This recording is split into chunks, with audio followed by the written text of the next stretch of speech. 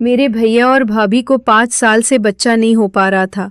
इतना ही नहीं, मेरा तलाक हो जाने के कारण मैं अपने मायके में ही रह रही थी।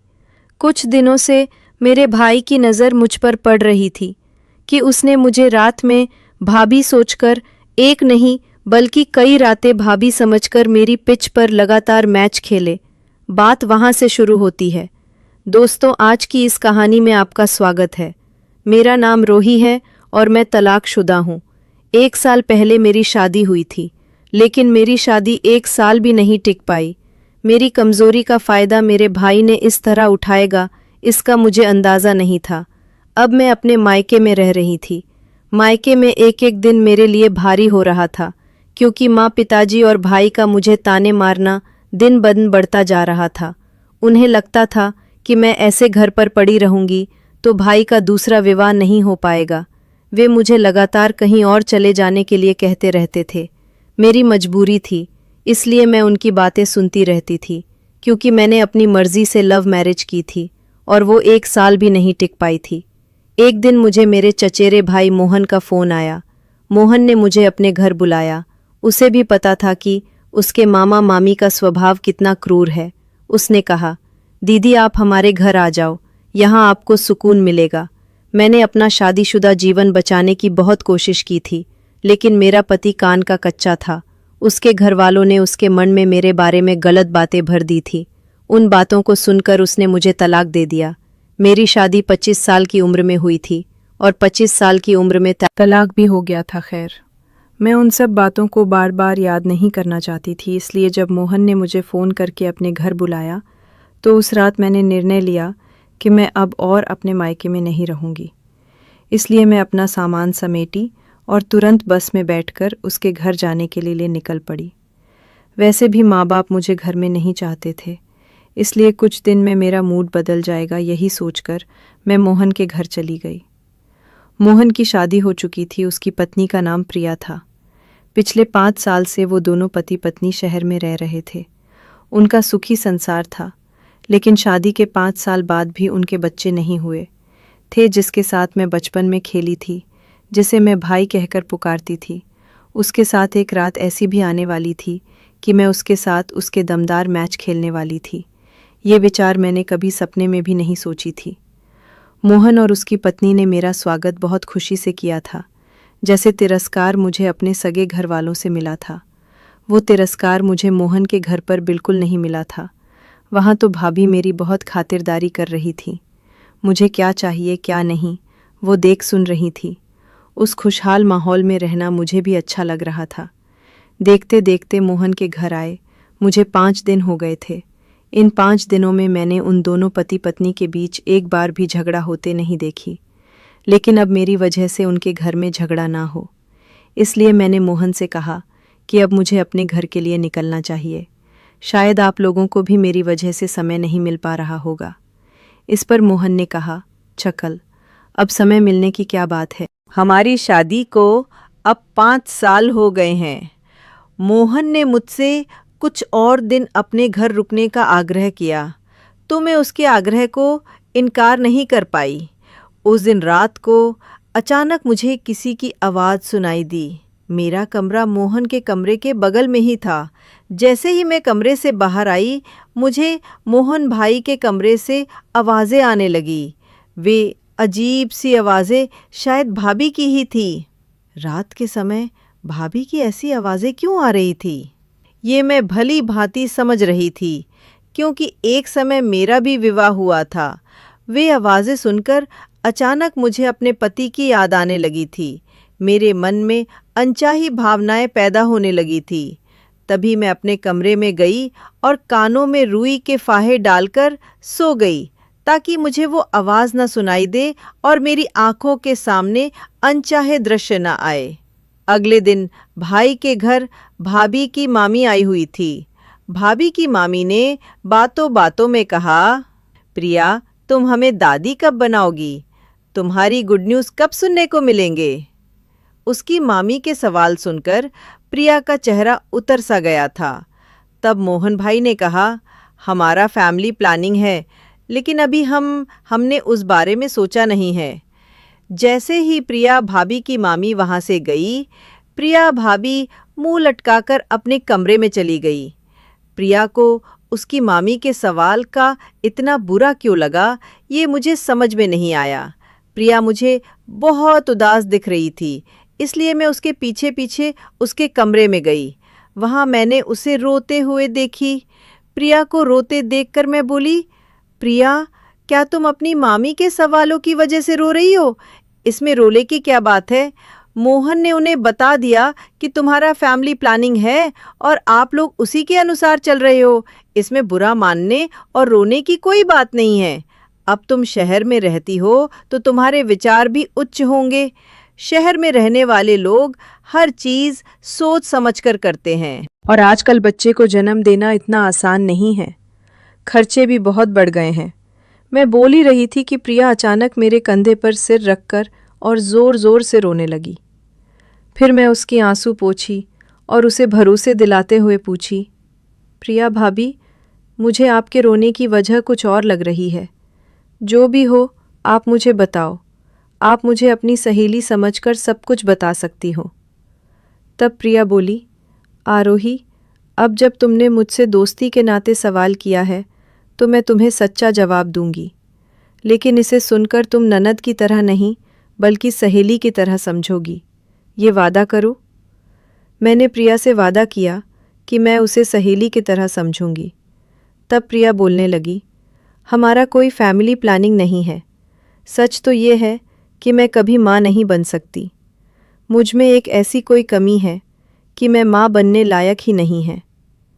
मैंने प्रिया को समझाया, इसमें इतना तनाव लेने की क्या ज़रूरत है? तुम बिल्कुल भी तनाव मत लो। भगवान की मर्जी होगी तो सब ठीक हो जाएगा। अगर तुम्हें माता पिता बनने का सुख चाहिए तो तुम अनाथ आश्रम से कोई बच्चा भी गोद ले सकती हो। इससे तुम्हें भी मातृत्व मिलेगा और उस बच्चे को भी एक अच्छा जीवन। इस पर प्रिया ने कहा, अगर हमें बच्चा गोद लेना होता तो हम कब का ले चुके होते, लेकिन हमें ऐसा कुछ भी नहीं करना है। मोहन और मुझे केवल हमारा ही बच्चा चाहिए। मुझ में जो कमी है अगर समाज में पता चल गया तो मेरी बहुत बदनामी होगी और यही हमें नहीं चाहिए। प्रिया का जवाब सुनकर मैंने उसे इतना ही कहा कि तुम अपनी कोशिश मत छोड़ना, एक ना एक दिन तुम ज़रूर माँ बनोगी। उस दिन शाम को भाई और प्रिया भाभी मुझे अपने साथ एक पार्टी में ले जाने की जिद करने लगे। वो पार्टी भाई के ऑफिस के एक दोस्त की थी। मैं उनके साथ जाने से मना कर रही थी, लेकिन प्रिया भाभी का कहना था कि हम बाहर जा रहे हैं और तुम घर में अकेली रहोगी, और मैं ऐसा नहीं चाहती कि मेरी प्यारी ननद घर में अकेली रहे। प्रिया भाभी ने मुझसे इतना आग्रह किया कि मुझे तैयार होकर उनके साथ जाना ही पड़ा। जब मैं तैयार होकर अपने कमरे से बाहर आई तो पहले भाई ने मेरी तारीफ की। भाई बोला, हैप्पी, आरोही, तुम बहुत सुंदर लग रही हो। कई दिनों के बाद मैं इस तरह से तैयार हुई थी। भाई के बाद प्रिया ने भी मेरी तारीफ की। थोड़ी ही देर में हम उस पार्टी में पहुंच गए। पार्टी में पहुंचने के बाद भाई को जानने वाले कोई न कोई आकर प्रिया भाभी से यही सवाल कर रहे थे कि आप गुड न्यूज़ कब दे रही हैं। प्रिया भाभी हर किसी के सवाल पर चुपचाप सिर हिला रही थी। जब मैं पार्टी से घर आई तो अपने कमरे में चली गई कपड़े बदलकर। मैं पानी पीने के लिए रसोई में जाने लगी, तभी भाई और प्रिया भाभी के कमरे से उनके झगड़े की आवाज़ें आने लगी। प्रिया भाभी भाई से कह रही थी कि बच्चे होने के इलाज से मैं तंग आ चुकी हूँ, ऊपर से लोगों के सवाल। इतना कहकर प्रिया भाभी रोने लगी। दोपहर में ही मैंने प्रिया को इस बारे में समझाया था। अब बार बार उन्हीं बातों को दोहराना मुझे भी सही नहीं लगा, इसलिए मैं वहाँ से चली गई और रसोई में जाकर पानी लेकर सीधे अपने कमरे में चली गई। कमरे में आकर मैं किताब पढ़ने बैठ गई थी। तभी प्रिया भाभी मेरे कमरे में आई। वो मुझे थोड़ा अजीब नज़रों से देख रही थी। मैंने उनसे कहा, प्रिया भाभी, अगर आप कुछ कहना चाहती हो तो यहाँ आकर बैठो। वैसे भी मैं अभी 1 घंटे तक सोने वाली नहीं हूँ। मैं आपसे बातें करने के लिए तैयार हूँ। फिर वो मेरे पास आकर बैठ गई। हमें पार्टी से घर आए 2 घंटा हो गया था, लेकिन प्रिया ने अभी तक अपने कपड़े नहीं बदली थी। प्रिया भाभी मेरा हाथ पकड़कर बोली, तू मुझे इतने प्यार से प्रिया कहती है और आज दोपहर तूने मेरे साथ एक नई दोस्ती का रिश्ता जोड़ा है। उस दोस्ती के लिए तू मेरे लिए एक काम करेगी? मैं सहज से हाँ बोली, जिस पर वो बोली, अभी ठीक से सोच लो और मुझसे वादा कर कि तुम मुझे मना नहीं करेगी। वो मुझसे क्या मांगने वाली थी ये तो मुझे पता था। या तो वो मुझे शॉपिंग पर चलने के लिए कहेगी या फिर अपने कुछ मुद्दे मुझसे शेयर करेगी। यही सोचकर मैंने तुरंत प्रिया भाभी से वादा कर लिया। मैंने कहा, भाभी तुम जो कहोगी मैं करने को तैयार हूँ। तब प्रिया भाभी बोली, आरोही मुझे माँ बनना है। उनकी बात सुनकर मैं हंस पड़ी और बोली, हाँ तुम एक न एक दिन ज़रूर माँ बनोगी। मुझे पहले से ही पता था कि प्रिया भाभी इस टॉपिक पर मुझसे चर्चा करने वाली है। मैं आगे कुछ बोलती तभी प्रिया भाभी ने कहा, आरोही पहले मेरी पूरी बात सुन लो। मुझे माँ बनना है लेकिन तुम्हारे माध्यम से। मैं तुरंत प्रिया भाभी से बोली, मेरे माध्यम से इसका क्या मतलब? मैंने उनसे उल्टा सवाल कर दी, जिस पर वो बोली, अब तूने मुझे वादा किया है तो तुम मुझे मना नहीं कर सकती फिर? प्रिया भाभी कहने लगी, आरोही पिछले 6 सालों से मैं माँ बनने के लिए तड़प रही हूँ। अब तक हमने अस्पताल में लाखों रुपए खर्च कर दिए हैं। न जाने इंजेक्शन और दवाएं मैंने ली हैं, लेकिन मुझे किसी का कोई फ़ायदा नहीं हुआ।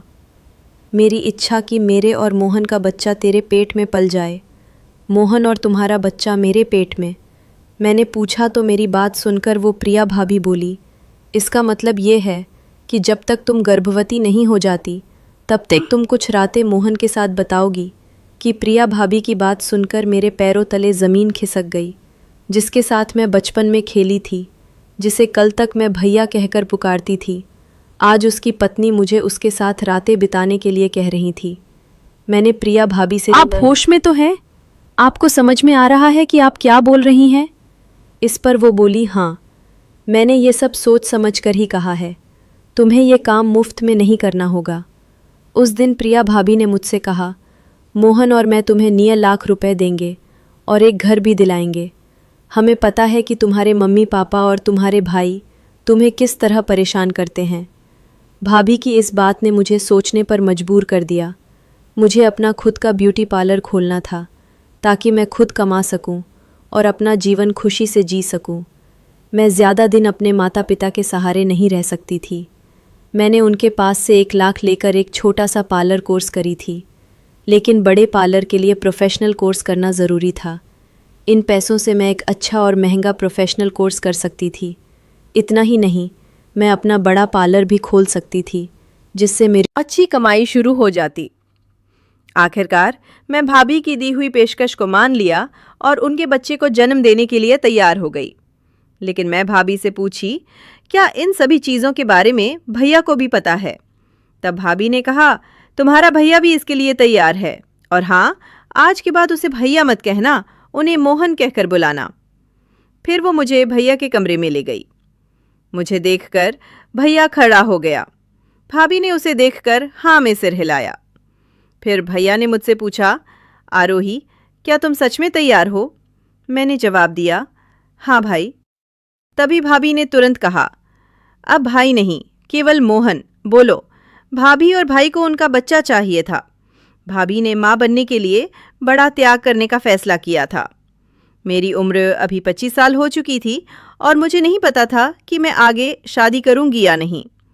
अगर मैं किसी की मदद कर सकती थी तो मुझे इससे इनकार क्यों करना चाहिए? वैसे भी मोहन मेरा फुफेर भाई था और वो मुझसे बड़ा था, इसलिए हमारी शादी नहीं हो सकती थी। बचपन से हमारा सिर्फ भाई बहन का रिश्ता था। लेकिन मैंने सब भूलने का फैसला किया। मुझे अपने काम का पैसा और मेरा हक का घर मिलने वाला था, जिससे भविष्य में मुझे किसी के सामने हाथ फैलाने की ज़रूरत नहीं होगी। मैं पक्का इरादा कर ली थी कि मैं अपने माता पिता के पास नहीं जाऊंगी। कुछ ही महीनों में मेरे माता पिता ने मेरा जीना मुश्किल कर दिया था। मैं अपने विचारों में खोई हुई थी, तभी अचानक भाभी की आवाज़ सुनाई दी। उन्होंने कहा, अभी हम बाहर पार्टी से आए हैं, तुम भी थकी होगी, इसलिए आज आराम कर लो। हमने जो कुछ भी तय किया है उसकी शुरुआत कल से होगी। मैंने हाँ में सिर हिलाया और अपने कमरे में चली गई। समय जल्दी बीत गया और अगला दिन आ गया। रात में खाना खाने के बाद मैं अपने कमरे में चली गई। कुछ ही देर में भाभी मेरे कमरे में आई। उनके हाथ में एक नाइट गाउन था। भाभी ने मुझे जो नाइट गाउन पहनने के लिए दिया था वो काफ़ी बोल्ड था। भाभी ने कहा, मोहन मेरे सिवा किसी और लड़की की तरफ नहीं देखता है, लेकिन अब वो जो कुछ भी करेगा वो हमारी दोनों की सहमति से ही करेगा। मुझे पता है कि वो तुम्हारे पास आने में कितना हिचकिया रहा है। तुम्हें इस बोल्ड नाइट गाउन में देखकर उसकी झिंझक दूर हो जाएगी, इसलिए मैं तुम्हें ये कपड़े दे रही हूँ। तुम्हें इन कपड़ों में देखकर वो तुम्हारी तरफ आकर्षित होगा। भाभी के कहे अनुसार मैंने वो हॉट गाउन पहन लिया। उनके कमरे में जाने से पहले भाभी ने कहा, याद रखना, ये सिर्फ एक डील है। इस डील के अलावा कोई और विचार मन में मत लाना। उस वक्त मैं केवल अपने भविष्य के बारे में सोचकर मोहन के पास जा रही थी। मैंने हमें सिर हिलाया और भाभी के साथ उनके कमरे में चली गई।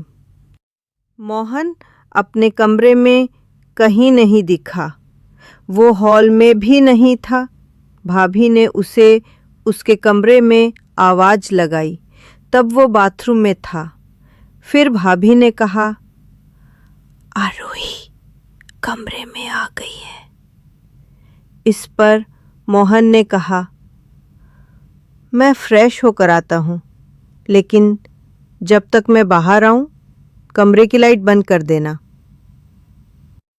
भाभी को उसकी बात समझ आ गई थी। शायद वो सामने आने में झिझक रहा था। भाभी कमरे से बाहर चली गई और मैंने कमरे की लाइट बंद कर दी। फिर मैं जाकर बिस्तर पर बैठ गई। मोहन बाथरूम से बाहर आया और मेरे पास आकर बैठ गया। उस वक्त मेरे मुंह से एक भी शब्द नहीं निकल रहा था और ना ही मोहन कुछ बोल रहा था। फिर उसने अचानक मेरे गले में हाथ डाला और उसके बाद जो कुछ हुआ उसकी मैंने कभी कल्पना भी नहीं की थी। मुझे वो सब बिल्कुल भी अच्छा नहीं लग रहा था, लेकिन तब मैंने ये बात ध्यान में रखी कि ये सिर्फ एक डील है। अगर मुझे अपना भविष्य सुखमय बनाना है, ये चीज़ें मुझे करनी ही होंगी और ये दर्द झेलना ही पड़ेगा। वैसे भी मैं तो एक जोड़े को माता पिता बनने का सुख तो दे ही रही थी। जैसे मैं ये रात मोहन के साथ बिताई थी, वैसे ही जब तक मुझे गर्भावस्था के लक्षण महसूस नहीं हुए, तब तक मैं हर रात ही मोहन के साथ बिताने लगी थी। अब तो मैं खुद ही कमरे में अंधेरा कर देती थी, क्योंकि मोहन को भी यही चाहिए था। देखते ही देखते पूरे 1 महीने बाद मुझे गर्भावस्था के लक्षण में महसूस होने लगे। मुझे तीखा खाने और चक्कर आने लगे थे। मोहन का एक मित्र डॉक्टर था। मोहन मुझे चेकअप के लिए अपने दोस्त के अस्पताल में ले गया। डॉक्टर ने मुझे गर्भवती होने की खुशखबरी सुनाई, जिससे मोहन और प्रिया भाभी के चेहरे पर खुशी देखते ही बन रही थी। मैं भी उनकी खुशी में शामिल थी। अब भाभी और मोहन पहले से ज़्यादा मेरी देखभाल करने लगे थे। मोहन की मेरे प्रति चिंता बहुत बढ़ गई थी। उसने सभी रिश्तेदार को बताया कि भाभी गर्भवती हैं। उन पर जो बड़ा धब्बा था वो जल्द ही मिटने वाला था। वे भले ही अपने पत्नी के बच्चे होने का बहाना बना रहे थे, लेकिन गांव में कुछ महिलाएं भाभी को बांझ कहने लगी थी। जल्दी में उनके हाथ में उनका बच्चा देकर उन्हें इन तानों से मुक्ति दिलाने वाली थी। शहर में उनके घर ज़्यादा रिश्तेदार नहीं आते थे। जो भी आता मोहन उसे फ़ोन पर ही टाल देता। अब तो मोहन ऑफिस जाते समय घर को बाहर से लॉक कर देता था, ताकि कोई घर पर आ भी जाए तो ताला देखकर वापस लौट जाए। ऐसा करने से मैं किसी के सामने नहीं आ सकती थी और भाभी का पेट दिखने का सवाल ही नहीं उठता था, जिससे उन्हें किसी के सवालों का सामना नहीं करना पड़ता था। कभी कभी भाभी बाहर कुछ खरीदने जाती थी। इसके लिए उन्होंने ऑनलाइन नकली पेट मंगवाया था, जिसे बाहर जाते समय वे अपने पेट पर लगा लेती थी, जिससे वे गर्भवती दिखती थी। भाभी ने आगे की तैयारी पहले से ही कर रखी थी। मैंने अपने माता पिता से कहा था कि मैं शहर में नौकरी कर रही हूँ। मेरा उनके घर वापस जाना उचित नहीं था और ये बात मुझे पहले ही समझ में आ गई थी। पहले 4 महीने डॉक्टर ने बहुत ध्यान रखने की सलाह दी थी। धीरे धीरे 5वां महीना भी बीत गया और छठा